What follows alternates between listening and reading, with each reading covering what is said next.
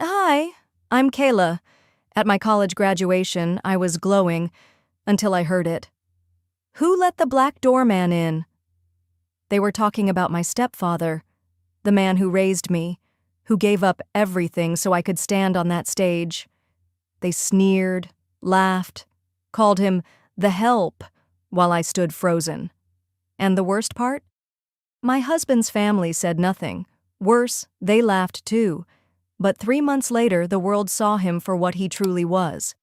And when he took that stage, they didn't dare look away. Before we dive in, what time are you watching this and where from? Drop it in the comments. We read everyone.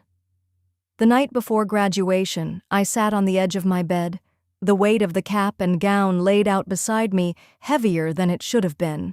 My hands were folded still, but my mind kept circling one name that wasn't on the official invitation list: Malcolm. Outside my window, spring cicadas buzzed in the oak trees and the smell of mown grass drifted in. It should have been a proud moment. He'd seen me through more than anyone else had: math tests, heartbreaks, college loans. But his name wasn't printed on the parchment invite from the university, not on the reserved seat list either. I knew why, and I hated myself for not fighting harder. He never said a word about it. That was always his way: quiet, dependable, dignified even when dignity was denied. There was a knock on my bedroom door. Verena, my mother, slipped in like a ghost in her pressed linen blouse, the scent of her expensive lavender lotion filling the room. "They confirmed the seats," she said, not looking at me. "Front row, next to Leonard and Grace. 4 total." I didn't answer. She sat on the vanity stool, crossing her legs, smoothing the hem of her pants with a kind of forced elegance. You know how his presence might make them uncomfortable. It's their name on the endowment. I turned to face her. "He raised me." She sighed, the way mothers do when they want to make you feel dramatic. "Kayla, honey, this isn't the time to make a statement. Just get your diploma and smile for the photos. Let's not start a war over seating charts." Outside the room, I heard the familiar sound of Liam's socked footsteps approaching. He leaned against the door frame, arms folded across his chest. His eyes avoided mine. "She has a point," he mumbled. "Let's just keep the peace?" "Peace for who?" I asked, sharper than I intended. No one answered. They left the room quietly. Liam rubbed my shoulder before he went. Soft, apologetic, useless. That night, I couldn't sleep. I kept thinking of the first night Malcolm came into my life. I was 7. I'd been sick with strep, burning with fever. My real dad was already gone by then. Verena had brought Malcolm home just 2 weeks earlier. I remember curling into the corner of the couch, shivering and crying, when he walked in with a warm towel and a cup of tea. "Can I sit?" he'd asked. Not like a stranger, but not like he assumed he had a right. I nodded. He sat beside me, handed me the tea, and pulled the blanket tighter around my shoulders. He stayed there the whole night, read me stories, whispered silly jokes, checked my temperature every hour. "You're my girl now," he said sometime after midnight when I'd finally stopped crying. And I believed him. The morning sun filtered through the blinds as I slipped on my graduation dress, a pale blue silk wrap that Malcolm had helped me pick out weeks ago. I walked into the kitchen to grab coffee and found him already dressed: pressed khakis, polished shoes, and his old security jacket from the high school he used to work at. "Didn't think you'd be up this early," I said, smiling. He held out the coffee pot like a butler in a comedy skit. "Big day." He didn't mention the seating. He never did. As I stood in front of the mirror, trying to zip the gown over my shoulders, he stepped in behind me. "Let me help," he said, his voice soft. His hands shook just slightly. When he finished, he reached into his pocket and pulled out a handkerchief, folded neatly into the shape of a small crane. He slipped it into my purse without a word. "What's this?" "In case you forget how to fly," he said. I couldn't speak. I just hugged him, tight, fast, before the moment dissolved. We drove separately to the ceremony. Liam insisted I ride with his parents, make the proper entrance, look the part. Malcolm understood. He always understood. The university grounds buzzed with excitement. Families cheered, balloons floated, and somewhere across the quad, a brass band played a slightly off-key version of Pomp and Circumstance. I walked with Liam and his parents to the front row section marked Donors and Families. The seats were cordoned off with velvet rope, shiny like something sacred. Grace, my mother-in-law, wore her usual icy pearls and stiff smile. Leonard had on his signature blazer with the family crest pinned to the lapel.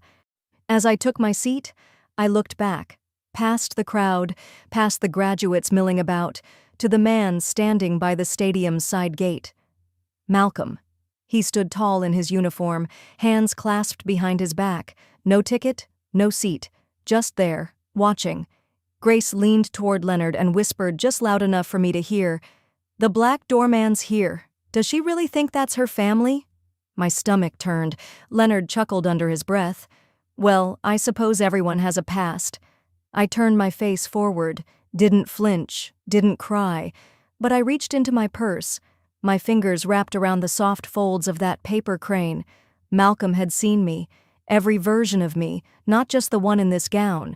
And as they called out the names, I kept my fingers closed around that folded fabric. I didn't let go. I didn't cry. Not yet. But I felt something inside me begin to shift.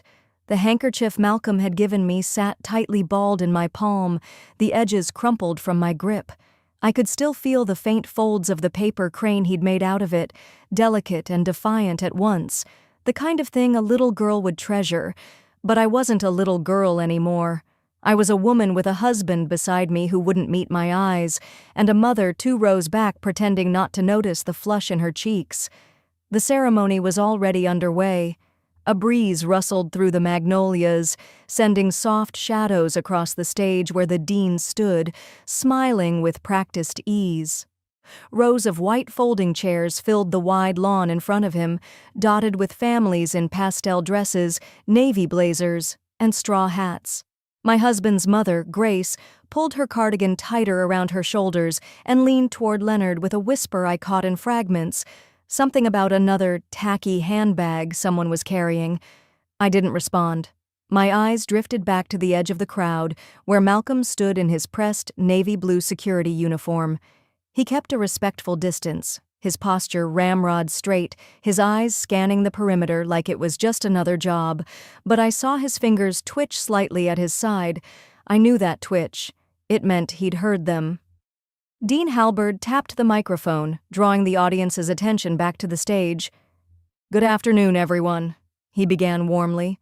"Today we celebrate not only achievement, but character, perseverance, the spirit of service. But before we continue with our program, we'd like to take a brief moment to honor someone who represents those values." I sat up straighter. My in-laws barely glanced at the podium, too distracted by gossip and sun glare.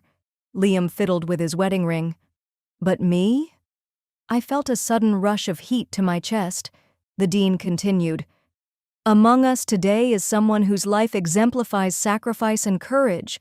A man who, under enemy fire, led the evacuation of 17 wounded soldiers from Kandahar and lived to tell the tale." My breath caught. Grace froze, her lips pursing into a thin line. "Please, don't let it be him," she hissed to Leonard. But it was. I knew it before the name came. "Mr. Malcolm Jones," the dean said, voice firm and proud. "Would you please come forward?" At first, no one moved. Then a low murmur swept through the crowd like a wave. Guests craned their necks, some clapped hesitantly, others looked around, confused. A few stood. I turned and saw Malcolm still at the edge of the lawn, motionless. His shoulders rose once, just slightly. Then he began walking. His pace was even, but I saw the tremble in his step. He moved like a man used to being invisible, suddenly pulled into focus. His boots met the grass with weight. Grace let out a sharp breath like someone had smacked her. "They must have made a mistake," she muttered. "There's no way." Liam said nothing. He couldn't. I watched Malcolm climb the short stage steps slowly, not because he was hesitant, but because he was deliberate, measured, like every second counted. When he reached the dean, the two men shook hands. "This," said Dean Halberd, turning to the audience, "is a man who embodies what our graduates should aspire to be: discipline, integrity, humility. Mr. Jones, on behalf of the university, we present you with the honorary guardian of the class medallion." He pinned the round gold medallion to Malcolm's chest, just above the seam of his uniform pocket. Malcolm gave a small nod. No speech, no wave, just a single respectful dip of the head. And then the strangest thing happened. People stood, a few at first, then more, then all at once. The lawn was filled with applause, a standing ovation. The sound was deafening, and yet all I could hear was the rush of blood in my ears. My stepfather, this man who fixed my brakes in the middle of winter, who drove 3 hours to pick me up after a bad breakup, who made pancakes in the shape of elephants when I was too sad to eat, was standing tall on that stage while the very people who tried to erase him couldn't deny him now. I looked to my left. Grace had gone pale. Leonard blinked slowly, stunned. Liam had his hands folded in his lap, unmoving. None of them clapped. I wanted to lean in and say, "See him now?" But I didn't. Instead, I gripped that little crane in my hand tighter. As Malcolm stepped down from the stage and made his way back to the edge of the crowd, I finally exhaled. The sun dipped lower behind the trees, casting long golden shadows across the grass. The applause faded, but the moment didn't, because in that second, I saw something shift not just in the crowd, but in myself. He didn't need their seat or their approval. He had his own place now, one they couldn't take. But when I turned around, I saw Grace's face, and I knew this wasn't over. Her cheeks were tight, nostrils flared, and her pearls sat crooked on her collarbone, as if even they had recoiled in embarrassment. She wasn't clapping. She wasn't even pretending. While everyone else swarmed Malcolm with handshakes and words like hero and honor, Grace turned on her heel, gripped Leonard's sleeve, and disappeared into a white tent tucked behind the rose trellis. Liam reached for my arm, his voice low, overly casual. "You good?" I pulled away gently. "I'll be right back." "Kayla," he started, but I was already walking. The sun had begun to soften, casting warm gold across the lawn. Applause still echoed behind me, fading as I passed the catering tables and the clinking of celebratory glasses. I moved quickly, not because I wanted a fight, but because I knew one was coming. Inside the tent, the air was cooler, the light diffused, and there she was, Grace, pacing like a general just off the battlefield, wine glass in hand, her mouth drawn into a sharp line. Leonard sat near the back, sipping champagne as if it were tap water. Grace spun around when she saw me. "You planned this, didn't you?" I stood still. "Planned what?" Her voice sharpened. "Don't insult my intelligence. That stunt out there, Malcolm being trotted out like some war trophy, that was you." My heart thudded, but I kept my voice even. "You mean the truth?" Grace stepped closer. "You made us look like fools." I tilted my head. Did I? Or did the truth just finally speak louder than your money? Leonard cleared his throat, barely lifting his gaze. We were trying to cultivate a refined image for the family, for Liam's career. I turned to him. "So, refined means what now? Erasing people who don't fit your mold?" Grace gasped, scandalized. "How dare you?" I wasn't raising my voice, but every word landed like a gavel. "Let me get this straight. You can ignore Malcolm, insult me, sneer at where I came from, but the moment someone else acknowledges the man who practically raised me, suddenly it's sabotage?" Grace pointed a trembling finger. "You're out of line." I crossed my arms. "And you're out of excuses." She stepped closer. "Don't think this won't have consequences. Your marriage, it's already on shaky ground." I blinked. "You're threatening your own son's marriage because my stepfather was honored?" Grace's lips curled. "Liam has options, Kayla. You're not the only woman who's ever—" "That's enough," I cut in, sharp. "You don't get to rewrite this day just because you weren't the center of it." Leonard swirled his champagne lazily.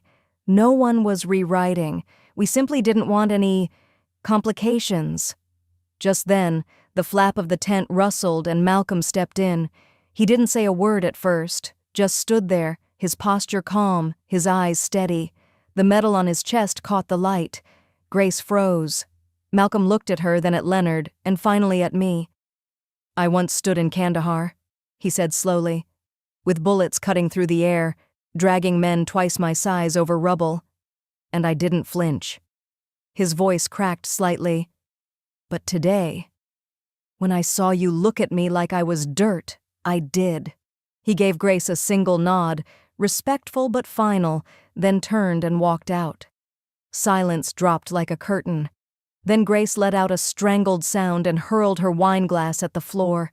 It shattered, red spreading across the white cloth like blood. "That man is not family," she hissed. I looked her straight in the eye. "Then maybe neither am I." I didn't wait for an answer. As I pushed the flap aside and stepped out into the fading daylight, the noise of the celebration washed back over me like a wave I'd just stepped out from under. I could hear someone laughing near the dessert table, someone else asking Malcolm for a photo. Grace's muffled shouting faded behind me. I walked forward. That night, the hum of the car was the only thing filling the silence between us. Liam kept his eyes on the road, his knuckles white around the steering wheel. The streetlights flickered across his face in intervals. Light, shadow, light. I sat in the passenger seat, hands folded tightly in my lap, jaw locked, trying not to cry. The glow from the ceremony had faded the second we stepped off campus. Gone was the applause, the warmth, the look in Malcolm's eyes when he stood tall on that podium.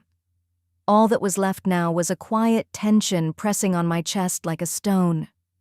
We pulled into the parking lot of our apartment complex just past 10. Liam didn't move right away.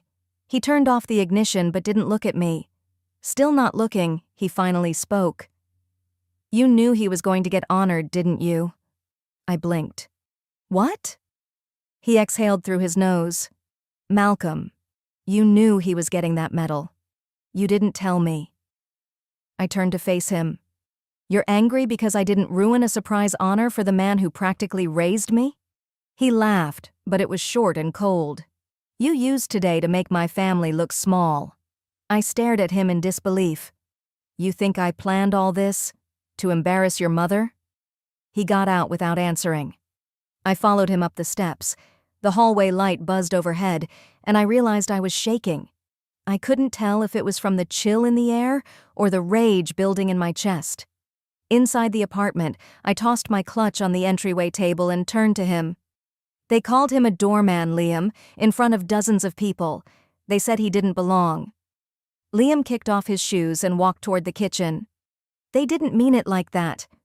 I followed him. "Then, how did they mean it? Please, enlighten me."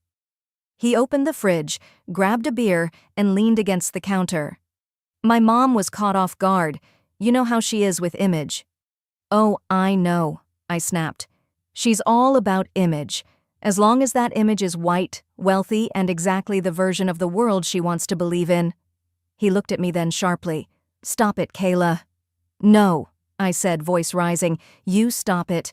You stood there and said nothing when they insulted Malcolm, the man who took me in when I had nothing, who raised me like his own."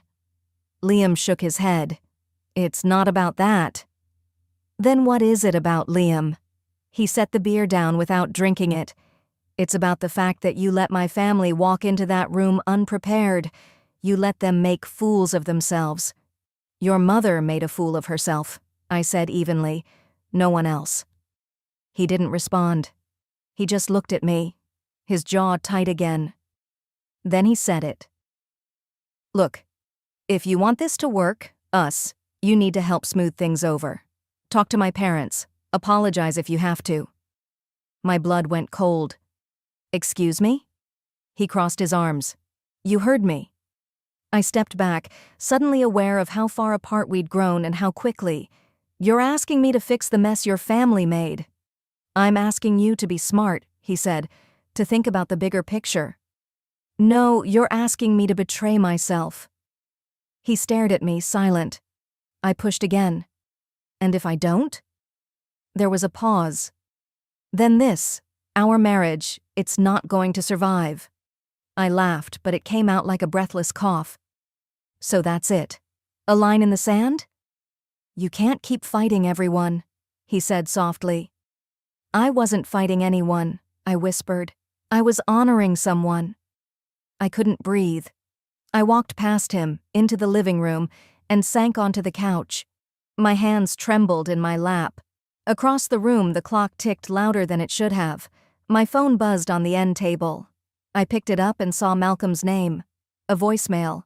I pressed play, holding it to my ear. Kayla. His voice was warm, tired. I saw how you stood up today. I saw the fire in you. And I want you to know, I'm proud of you. You didn't flinch. Not once. My eyes welled up before the message ended. It was strange, hearing that. After everything. After being told I had to apologize for protecting him. I sat in the dark for a long time. Eventually, I looked down at my wedding ring. The silver band felt heavy tonight, like it knew something I didn't want to admit. I turned toward the hallway. The bedroom door was closed. Liam had gone in there without a word. And that's when I heard it, my own voice in my head. What if strength means walking away? I didn't rush toward an answer. I just let the question settle into the air where it belonged. I reached for my phone again, opened my email app, and that's when I made a decision that would change everything, even if it meant losing Liam. I didn't sleep that night. Not really. I stared at the ceiling, blinking into the dark while Liam slept in the guest room, door closed. His side of the bed stayed untouched. By morning, I got up, brushed my teeth like muscle memory, and sat down at my desk, hair still damp from the shower. There was no drama, no music swelling in the background. Just the quiet tap of keys under my fingers.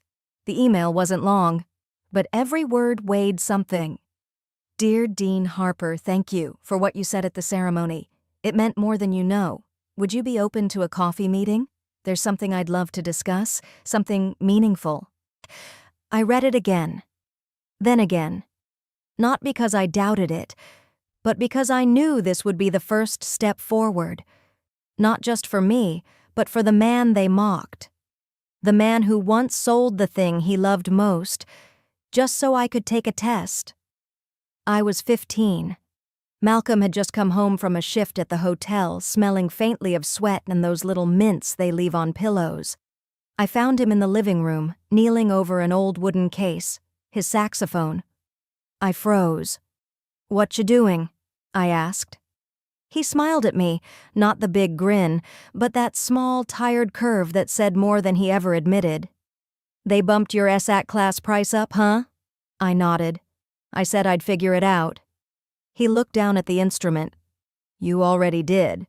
He didn't ask. He didn't make a speech. He didn't act like a hero. He just handed over the case to a man waiting outside, shook his hand, then walked back inside like it was nothing. Later that night, he joked over dinner, "Can't play jazz without fingers as fast as yours anyway." I knew what he gave up, but he never made me feel guilty. He just believed. That memory stayed with me as I opened a new email draft. This one wasn't for an opportunity. It wasn't soft. It wasn't forgiving. It was for Liam's parents. Dear Mr. and Mrs. Winslow, this isn't an apology. I want to be clear. Your words at graduation, what you said about Malcolm, weren't misunderstood. They were disrespectful. Dressed up in tradition doesn't make it acceptable. Malcolm is my father, not by biology, but by every real measure that matters. I won't be attending another dinner where he's spoken of as less than. That's not up for debate. I reread it once, then hit send. No shaking hands, no cold sweat, just stillness. And finally, a kind of breath I hadn't taken in weeks. I left the apartment that afternoon to get groceries. I wanted to do something normal, something grounded. The air outside was brisk, June clinging to spring's chill. I walked slower than usual, head clearer. I picked up spinach, eggs, and coffee, things that kept me tied to real life. By the time I got home, Liam's name flashed on my phone before I could even put the bags down. I hesitated, then answered. "You emailed them," he said. No greeting, just those 3 words, tight angry, like he hadn't slept either. I did. Why? Because shouting across the dinner table never worked. They needed to hear me without noise. They're hurt. They're exposed, I said flatly. There's a difference. He was silent for a second, then said, "You made this worse." I stepped into the kitchen and opened the fridge. No, I made it honest. There was another silence. Not the kind where someone searches for the right words, more like the kind when someone realizes the old rules don't apply anymore. "You can't undo it," he finally said. "I don't want to." I hung up first. The silence after that call didn't ache the way it used to. It felt earned. I turned on the kettle, poured myself a mug of tea, and sat by the window. My inbox was still open on the laptop. One new email. From Dean Harper. Subject, Thank you. I clicked. "Kayla, your message moved me, and actually, there's something I've been meaning to offer you. Can we talk soon? Best Dean." My pulse jumped. It was polite. Simple. But every word thudded with possibility. Something he's been meaning to offer? A job? A program? A partnership? I blinked and read it again. Maybe this wasn't just about defending Malcolm. Maybe it was finally about building something on my own terms. My chest tightened, in the best way. Not fear, but that sense that something was about to begin. I closed the laptop gently and stared out at the street. The next chapter wasn't just mine. It was ours. The morning light filtered softly through my window as I stood in front of the mirror, adjusting the collar of my blouse. I'd worn this one before, simple, soft blue, but today, it felt different, like I was stepping into something I hadn't dared to claim before. I ran a hand over the small fray at the sleeve, but didn't bother changing. I wasn't dressing to impress. I was dressing to own it. The university boardroom was older than any building I'd studied in. Thick wood paneling lined the walls, and the air held a quiet authority, like centuries of decisions had soaked into the grain. My heels clicked lightly against the polished floor as I entered. Dean Harper stood near the far end of the room, in front of a wide window that overlooked the quad. Sunlight lit the frame behind him, but his face, as always, was all warmth. "Kayla," he said, nodding. "You made it." "Wouldn't miss it." He smiled, then stepped aside, revealing a woman I hadn't met before. She was elegant, silver hair pulled back in a low twist, her suit sharp but approachable. She extended a hand with quiet confidence. "Kayla Ward, meet Provost Dana McAllister," Dean Harper said. "She's been eager to speak with you." "It's a pleasure," she said, her grip firm. I smiled, trying to still the tiny quake in my chest. "Please," she gestured toward the table. "Sit with us." We settled into the deep leather chairs, and I folded my hands, feeling 20 different versions of nervous. But I kept my chin up. That version of me who used to shrink into corners? She wasn't here today. "Kayla," the provost began, "I've had the chance to review your thesis, not just read it, but truly study it. Your writing on the intersection of art, community trauma, and policy, it's not just theory, it's a call to action." I blinked, unsure how to respond.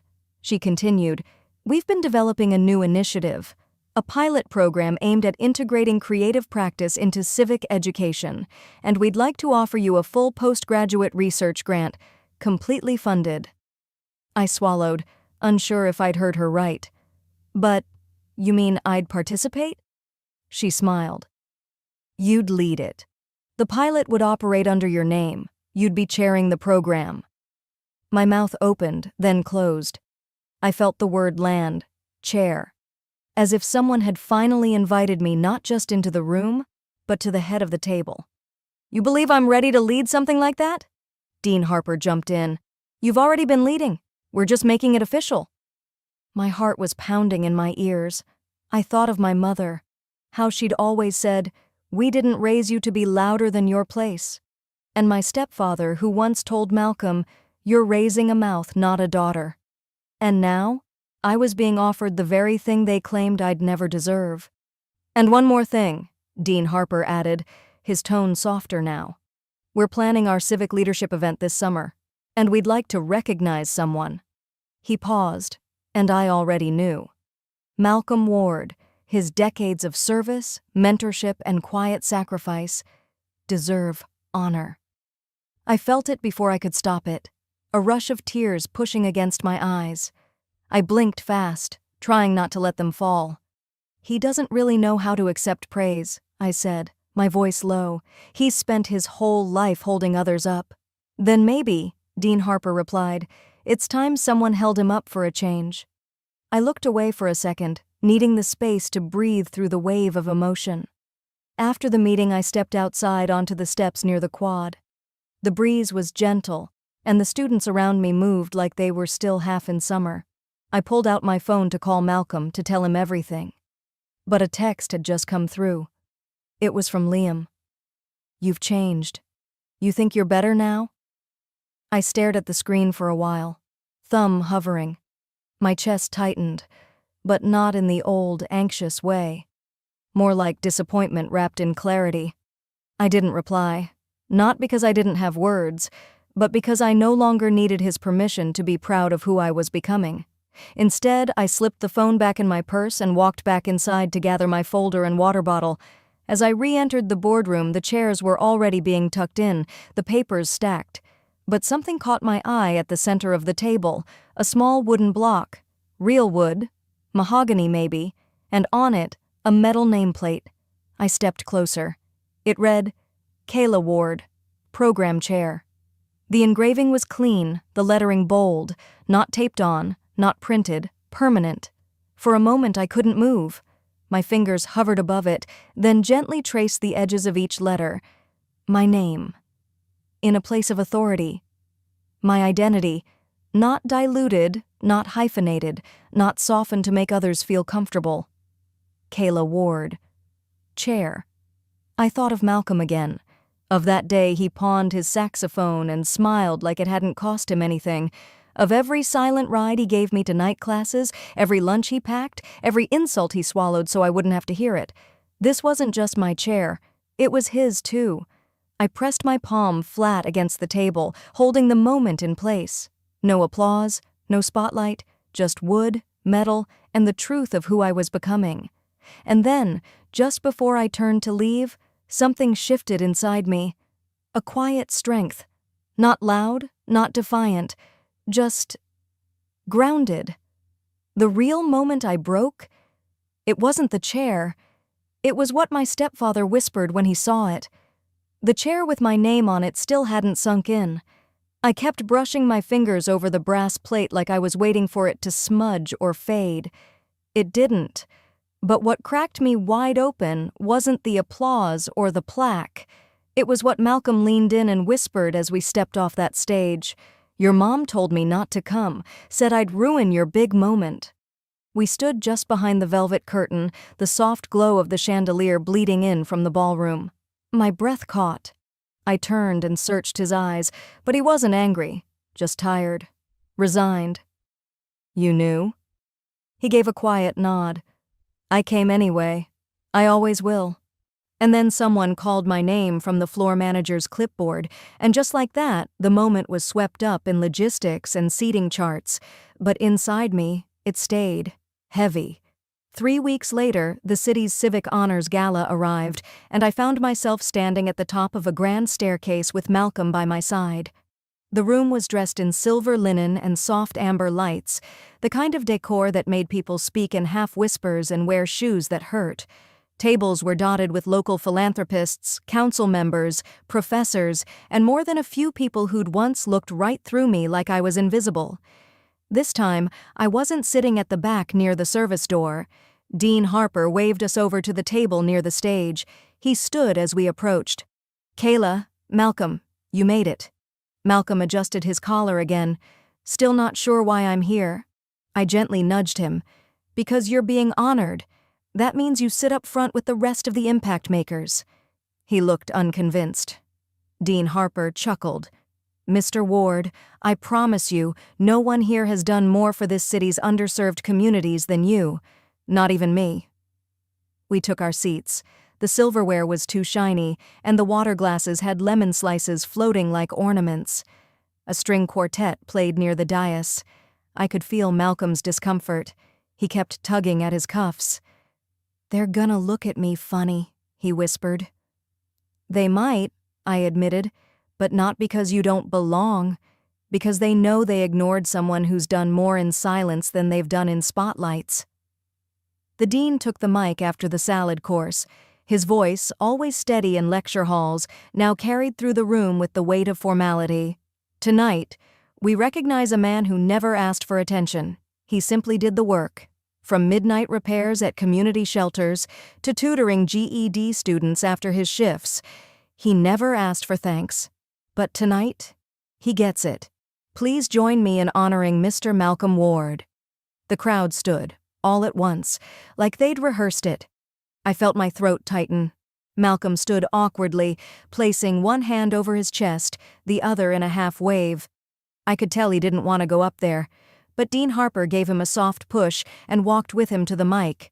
Malcolm adjusted it a few times, then cleared his throat. I didn't prepare anything. I just did what needed to be done. I was trying to keep my family safe. I didn't know that made me a hero." Silence. Then applause again. Louder. I wiped at my eyes. It was the kind of moment that made everything before it feel worth crawling through. We stepped down from the stage together, arm in arm. That's when he told me about the call from my mother. She told him to stay home, said he would embarrass me, said his shoes would squeak, that he'd sit wrong, that his grammar wasn't gala-ready. He'd never told me before, and standing there with the spotlight finally fading, he looked almost apologetic. But I shook my head. "You were never the problem." He gave me a sad smile. "That's kind of you, but I know how people see me." "You're not what they see," I said. "You're what they needed. They just didn't know it yet." We parted briefly so he could greet the mayor, who, amusingly, recognized him from food drive photos, and I stepped away for air. A side corridor had been roped off for the press, but no one was using it. I slipped in, leaned against the paneled wall. "Still playing house with the help, huh?" I froze. Liam's mother, hair perfectly set, eyes scanning me like she was checking inventory at a clearance rack. "Didn't expect to see you here," I said, straightening. "Oh, I'm always invited," she replied, examining her manicure. "Unlike your escort." "That escort saved more lives this year than your son did in his whole Ivy League tour," she smirked. "Malcolm the maintenance man, still the same." I smiled calmly. Actually, he's now a recipient of 2 humanitarian service awards, and tonight, he stood on stage while the whole city clapped. She crossed her arms. "You think those medals matter? You think that cleans where he came from?" I stepped closer. "I don't need to clean it. I'm proud of it. And maybe that's what your son could have learned, if he ever stayed in a relationship long enough to learn anything." She opened her mouth to say something, but just then the PA system echoed across the hall. "Please welcome back to the stage, Program Chair Kayla Ward." I held her gaze for a second longer. "You enjoy your evening." Then I walked past her and back onto that stage. Dean Harper stood there, smiling. "Ladies and gentlemen, our city's newest youth outreach initiative, merging community arts with education reform, will be co-led by none other than Kayla Ward." Gasps rose like someone had dropped a tray of glasses. I caught faces in the crowd, people from the university board who once suggested I simplify my thesis so it could be understood. One of them actually nodded. Another gave a slow, reluctant clap. I took the podium. No paper, no speech, just this. I grew up thinking I had to earn my seat at every table, but today I know better. I belong wherever change is happening, and if there's no seat for me, I'll build the table myself. Applause again. But I didn't look for it. I looked for Malcolm, just off stage, hands clasped, eyes bright. He gave me a proud nod. I stepped down. Then my phone buzzed in my clutch. One new message. From my mother. Just one line. "You think you're better than us now?" I didn't respond to the message right away. I stared at the screen until it dimmed. The text hung in my chest more than in my phone. "You think you're better than us now?" I didn't need to think about it. I didn't even need to argue. I just knew where I needed to go. It was late afternoon when I pulled up in front of the house. My mother's house. The one I grew up in, the one I used to dream about running away from. The hedges were wild and untrimmed, spilling out like they were trying to crawl back into the street. Cracks split across the pavement like fault lines, but I parked anyway, next to the same mailbox Malcolm once repaired when I was 13. I sat in the car for a long while. The air was still, the kind that presses against your skin like a silent warning. I could see the window above the kitchen sink, still stained with age, and for a second I could see him there, Malcolm, in an old flannel shirt, hammering a loose picket back into the front fence. I was holding the nails, biting my lip with concentration. He'd glanced over his shoulder and grinned. My mom had watched us through that kitchen window, arms folded. She never said anything, never smiled, just stared. The front door creaked open before I could knock. "You've humiliated this family enough," Mom said. "No hello, no how are you?" Just those words, flat as ever. I stepped forward. The family humiliated itself. She crossed her arms. "You were never meant to turn out like this, throwing your life away, parading that man like a badge, choosing him over your real father's memory." It hit me in the gut. Still, I stood firm. "You mean the man who hit you, slammed doors and threw glasses? That father?" Her lips thinned. She didn't deny it. Instead, she said quietly, coldly, "At least he was white." The words didn't land like a punch. They landed like a stone sinking in a pond. I stared at her. At the woman who raised me. At the woman who could never look Malcolm in the eye, who never said thank you, even after he saved us both from a man who broke more than dishes. "So that's it," I whispered. "All these years, it wasn't about him. It was about his skin?" She shrugged, as if I'd asked whether she preferred tea or coffee. "I didn't raise you to embarrass me in front of people who matter." I stepped further inside, the air stale with dust and bitterness. "People who matter? You mean people like Liam's family? The ones who smiled to your face and treated your granddaughter like an afterthought?" Her silence was a confirmation, and it made me feel even colder than her words. The living room hadn't changed much, same beige carpet, same old couch. The mantel above the fireplace was cluttered with dusty photo frames, wedding pictures of her and my father, school portraits of me as a kid, but not one picture of me and Malcolm. Not even the one from graduation, like he'd been erased. I walked over slowly, picked up one frame and turned it over in my hand.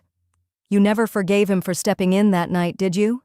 She didn't answer. She didn't need to. The silence in that house was louder than shouting. I opened my bag and pulled out a photo I had folded in an envelope. Malcolm and I, standing in front of my college. He had his arm around me, his hand raised in mid-laugh, both of us squinting in the sun. I gently placed it on the mantel, right between the wedding portrait and my third-grade school photo. Her jaw tightened. "I won't let you erase him," I said softly. "He raised me. He taught me everything that made this version of me, the version you're so angry about." "You think that makes you better than me?" she snapped. "That you get to rewrite this house like you're the only one who lived pain here?" I turned toward the door. My voice didn't rise. "I'm not the hero, but I belong to one." She took a step forward, her voice sharp. "Don't you dare walk out of here like you've won." "I'm not walking out to win," I said, hand on the doorknob. "I'm walking out because I've already left a long time ago." And I meant that. Because part of me, maybe the biggest part, had packed up and moved the night I was 15, hiding in the hallway while Malcolm stood between my mom and my father. No fists, no shouting, just standing, quiet and unshakable, until the screaming stopped. That night was the first time I saw what strength looked like when it didn't come from fear. I didn't slam the door behind me, didn't need to. The sun had dipped lower by the time I reached my car. Orange spilled across the windshield, making the picture of Malcolm shimmer on my dash where I'd left a copy. I sat in the quiet for a minute, letting it all settle. The finality, the ache, the quiet resolve. It didn't feel triumphant, it just felt real. And then my phone buzzed again. I glanced down. Liam. Just 2 words. We're done. Those 2 words echoed in my mind longer than they should have, but by the end of that week, I'd stopped waiting for an apology, and by the end of the month, I stopped replaying the silence that followed. Some doors don't close loudly, they just stop opening. 3 months later, I stood backstage beneath a banner that read, Midwest Policy Forum, Empowering Generations. I clutched my clipboard tighter than I needed to, pretending to skim the event schedule. The buzz of the crowd seeped through the curtains, community leaders, educators, students, people who had something to say, and more importantly, something to build. I was hosting the final day of the forum. My name had been on the brochure, tucked between speakers and panelists. But I wasn't looking for my own name. My eyes kept scanning the rows through the side curtain, searching for one chair in particular. Just one. The auditorium lights were soft and steady as I stepped out quietly into the central aisle to double-check the seating tags. Most of the seats had already filled with coats, programs, half-finished coffee cups. I moved row by row, straightening the ones that had folded over. Then I saw it. 3rd row, right side. The white card said simply, Reserved. Malcolm Ward. I felt a breath catch in my throat. From my blazer pocket, I pulled out the small snapdragon I'd brought with me that morning. Warm yellow, just starting to bloom. I tucked it gently into the corner of the name tag. When I was in school, Malcolm used to hide flowers like this in my lunch bag, sometimes pressed into books, once even taped inside a pencil case. Good luck, kid, he'd scribble on a sticky note. No matter what the world thinks, you're already enough. I walked back to the wings and steadied myself before the podium. My fingers no longer trembled like they used to. I no longer felt the need to shrink into the background. Not today. When the microphone clicked on and the room quieted, I smiled. Not wide, just enough. Good afternoon, my name is Kayla Ward, and before we close today's forum, I'd like to share a short story. A personal one. A murmur of chairs adjusting, a few heads tilted up from their phones. When I was 13, my stepfather worked night shifts at a warehouse so I could attend music school on the weekends. When I was 18, he used what was supposed to be his retirement fund to co-sign a student loan, just so I could go to college without choosing between tuition and food. And when I finally crossed that graduation stage, someone looked at him, this man who had poured every breath into my future, and they asked him, "Are you just the doorman?" I paused. The words hung in the air like smoke that refused to clear. I didn't answer that day. I didn't know how. But today I do. Today we call him what he's always been, a hero. There wasn't a sound at first, just silence. And then it broke, hands clapping, some people standing, others wiping their cheeks. I blinked once, not because I was crying, but because I wasn't. I stepped back from the podium, heart steady now, and turned slightly toward the 3rd row.